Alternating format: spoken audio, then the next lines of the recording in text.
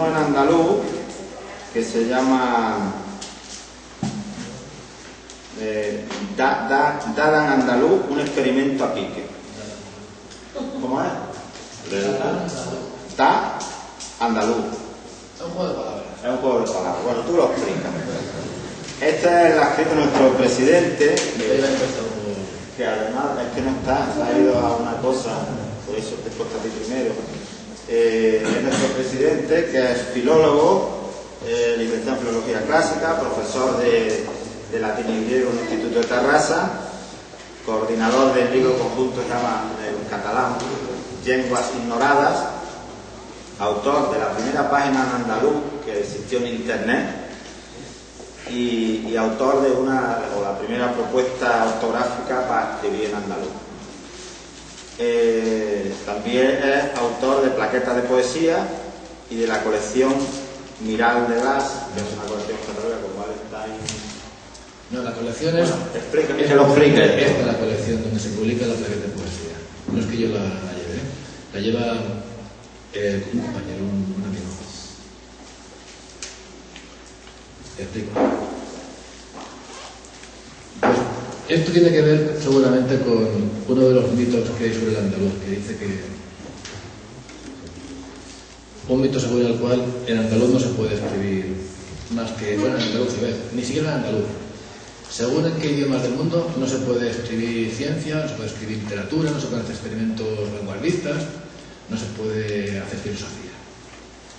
En las grandes lenguas, en inglés, en castellano, en hindi, en ruso, estas lenguas se puede escribir de todo, pero en catalán quizá ya no tanto, de todo ya quizá no. En gallego quizá un poco menos todavía. En asturiano menos aún.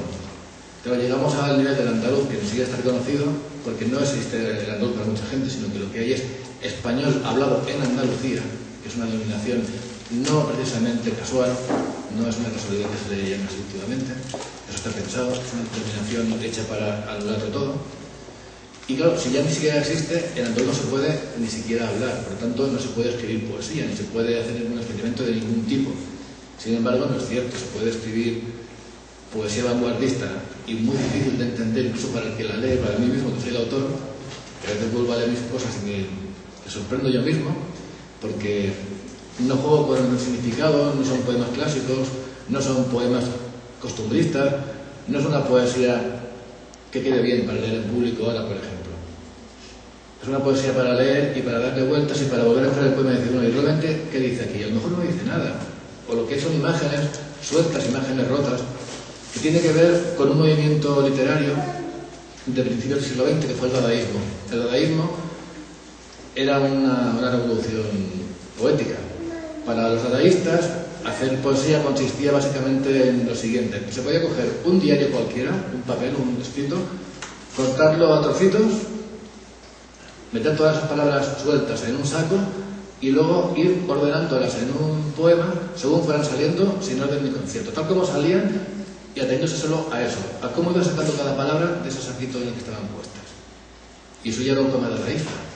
Además, Dada no significaba nada y era un buen nombre para el movimiento, porque era una época en la que todos eran movimientos, todos estaban en un movimiento ultraísta, movimiento dadaísta, movimiento lo que fuera, surrealista en particular, que era un movimiento muy importante, era todo movimientos de este tipo.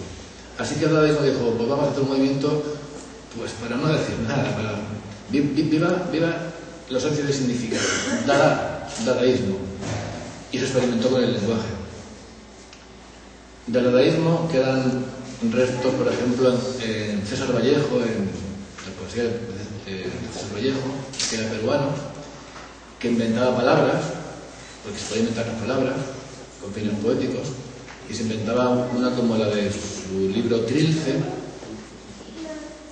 que no significa nada, pero te da a entender algo, te suena a algo, suena a triste y a dulce, y por ese lado, incluso inconscientemente, porque la idea era que inconscientemente una persona, sin darse cuenta, a base de leer este tipo de poemas, a base de leerlos y de pronunciarlos, pues aunque no se diera cuenta, en su subconsciente quedaba algo, quedaban imágenes, quedaban significados conjuntos además, que daba la idea de triste y la idea de dulce, ambas juntas, relacionadas por una palabra, aunque uno no fuera consciente de eso. Y eso posiblemente es así, ¿eh? Es cierto que se crean unas interrelaciones ahí de semántica y significados extraños. Con esto jugaba el ritmo. Y yo pues tuve una temporada en la que en la universidad me entremetía la clase a veces, o me iba de clase o me quedaba en el pasillo y escribía cosas de estas. Y además escribir cosas de estas en andaluz me sirvió para romper con lo que escribía entonces y entrar en otro paisaje. Porque de eso no se habla normalmente, pero para un escritor una variedad lingüística determinada es un paisaje peculiar. Y lo caminas, o sea, lo andas, lo recorres de otra forma. Cuando cambias de catalán a castellano, por ejemplo, o de castellano a gallego, o a inglés, tienes otros recursos poéticos. Tienes otra sonoridad para empezar, tienes otros ritmos, otras cadencias. Los ritmos, el ritmo de una lengua no es una cosa subjetiva, no del todo. Hay unos ritmos, unas cadencias que se pueden estudiar, se pueden obtener y bueno, y se observa que en la poesía tradicional de cada idioma pues hay unas métricas peculiares que tienen que ver con sus grupos fónicos, con los acentos, con su sistema acentual, con todo eso. Así que al cambiar de una lengua a otra, de una variedad lingüística a otra, no te limitas a cambiar de palabras, sino también a cambiar de estructuras rítmicas y de sonoridades. Hay lenguas que suenan más dulces, otras que no suenan tanto, aunque esto a veces es subjetivo, a veces no tanto, a veces se observa que efectivamente una lengua suena de una manera más dulce que otra puede ser más áspera. Y eso se puede cuantificar en principio. Por lo menos se puede observar, no sé, articulaciones más tensas, articulaciones más relajadas, articulaciones más situadas en la zona anterior del cavidad bucal, articulaciones más guturales. Existen los mitos de las nasales del francés como no del todo agradables, la nasalidad, por ejemplo, es considerada muy agradable. No sé si eso es realmente real, cierto, o es una connotación de la nasalidad. El caso es que cuando cambias de variedad lingüística cambias de ritmo. Y puedes cambiar también de forma de escribir. Y si yo estaba acostumbrado a escribir en castellano y hago en catalán, pues cuando me decidí empezar a escribir cosas en andaluz, de cualquier manera, pero al intentarlo, también cambié de contenidos. Y ya no decía lo que decía antes. No me refería a lo mismo que me refería antes, sino a otro tipo de mundo conceptual y de paisaje personal y de paisaje mental y de cosas extrañas que antes no había hecho. Yo en castellano no habría hecho estos poemas, vamos a llamarlos poemas para entenderlos, pero no los habría hecho en castellano porque no podía. Estaba condicionado por mi conocimiento del literato castellano, por mi conocimiento del castellano estándar, por toda esa atención literaria, y esto no salía en castellano, ni en catalán. No era capaz de hacer eso, y sin embargo, al cambiar de variedad lingüística, sí pude darme cierta libertad y me inventé lo que me dio la gana, porque al fin y al cabo, como tampoco existen, pues para qué voy a tener que andar por ahí con rodeos, ¿no? Me fui directo a lo que me pareció bien. La ortografía de estos poemas ha variado a lo largo del tiempo porque yo no hago más que probar sistemas ortográficos a ver si encuentro uno que me guste finalmente. Así que de una versión a otra se van a encontrar diferencias ortográficas. Pero en el fondo quedan imágenes que se parecerían, por poner un símil. Lo que yo hago con mis poemas es parecido a un collage. Imaginaos que yo cojo, pues eso, baldosines, los rompo todos y luego los junto en algo nuevo, con una forma peculiar, y eso es lo que hago con las palabras. Tanto para leer aquí ahora, no sé si es lo más adecuado, pero voy a intentar leer algunos y luego, si es caso, la traducción o la explicación en castellano. Y como tampoco leo muy bien, también que se me perdone la enunciación.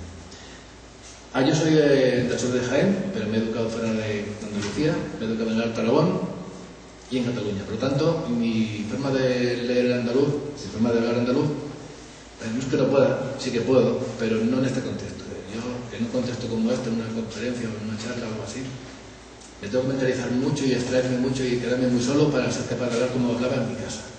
Porque además, no me limito a diferencias fonéticas, como dicen estos señores Albuena y compañía, sino que mi andaluz tiene diferencias morfológicas, tácticas y de todo tipo. Y claro, Pues yo no estoy del todo seguro de estos ambientes, por lo tanto me atengo al estándar que me enseñó en la escuela, que o bien es el catalán o bien es el castellano. El estándar andaluz no existe. Existe lo que yo he escrito, que es esto, y esto no va a servir para el estándar. Voy a leer algunos. El primero de esta plaqueta habla de la soledad. La soledad se ha vuelto curva y egoísta. Y pronto puente de escalono y tardo en dúo malamente.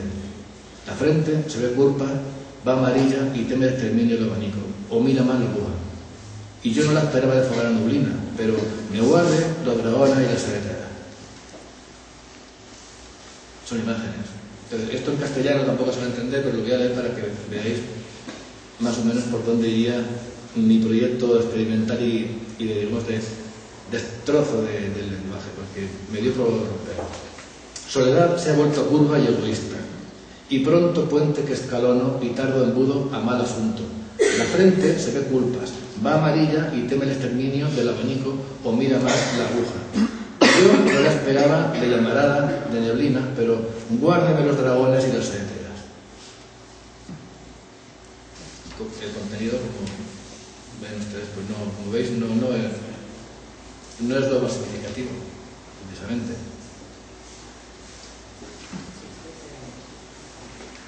En una serie que escribí basándome en los nombres de unas ninfas griegas,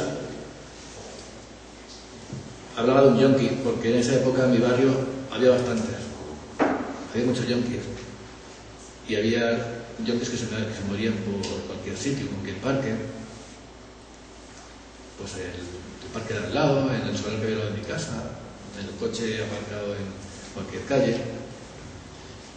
Esto se llama Egle, y lo leeré primero tal como yo lo escribí, y luego leeré la adaptación al castellano estándar.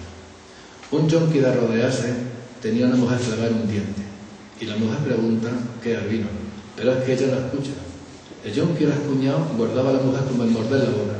La mujer muerta en un diente ponía un alcafí. El yonki apenas dice, no, macha, pase, ya tengo jeringa. Desenfanaba un marchapié a prisa por un chute continuo. Sabes que ella es teclosa me hinca más peor, en que su cuerpo de ella es lo más que todo suave, mientras lo que encantara y bueno. Y engorrutarse o qué, se va y hasta que el yonki no enterrado que se extraba del golfo, una huilla remeguea en los barcos. Un yonki, de arrepentirse, tenía una mujer clavada en un diente, y la mujer pregunta qué es al vino, pero es que ella no escucha. El yonki arañado guardaba a la mujer como en morder la boca, la mujer muerta en un diente puesto en alcachofa. El yonki apenas dice, no os acurruquéis, ya tengo jeringa. Se me embarra una cera a la prisa por un chute continuo. Saber que ella es escrupulosa me clava mucho peor, aunque su cuerpo, lo suavísimo mientras lo que encandila y bueno. ¿Y encogerse o qué? Se va y hasta que el yonki en una terraza que se libra del golfo, una llovizna remolonea en los barcos. Son unos ejemplos de lo que yo he escrito y, bueno, pues ya veis que no es...